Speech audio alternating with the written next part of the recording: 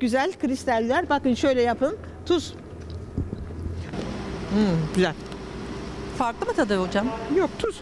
Yani çok önemli bir mineral. Şunu yerden alıp götürebilirim değil mi çocuklar? Mağaradan aldığı tuzu evine götürmek istedi Profesör Doktor Canan Karatay. Çünkü çok faydalı. İçindeki mineraller vücuttaki ödemi çözüyor, tansiyonu ve kan dolaşımını düzenliyor, mikropları öldürüyor, eklem ağrılarına iyi geliyor. Çobanlar koyunlara tuz yalatırlar. Neden? Çünkü adelelerimizde, kemiklerimizde tuza ihtiyacımız vardır. Sağlığın peşinde. Zeytinyağının en iyisi için Mersin'e gittiği gibi tuzun en doğalına ulaşmak için de rotasını Çankırı'ya kırdı Canan Karatay. Kaya tuzunun kaynağında Fox Haber yanındaydı. Profesör Doktor Canan Karatay'la birlikte Çankırı'daki Tuz Mağarası'ndayız. Tam 5000 yıllık bir mağara ve Hitit döneminden kalma. Ama bu mağaranın tarihsel özelliğinin dışında bir başka özelliği var.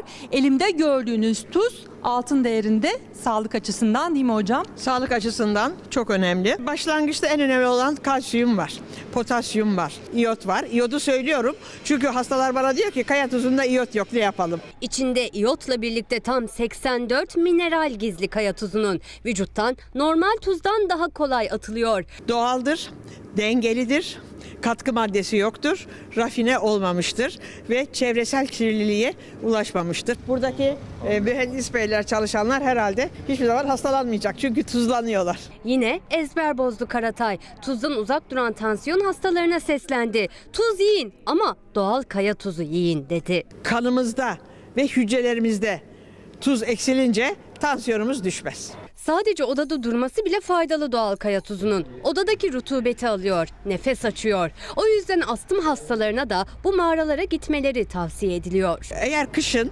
hastalanmak istemiyorsak kaya tuzuyla biraz suyu karıştırıp gayet rahat gargara yapabiliriz. Sıcak suyla buharını yapıp onu soluyabiliriz. Faydası o kadar çok ki mağaradan ayrılırken de aracını aldığı doğal kaya tuzlarıyla doldurdu Karatay. Az geldi, Allah gözümüzü doyursun.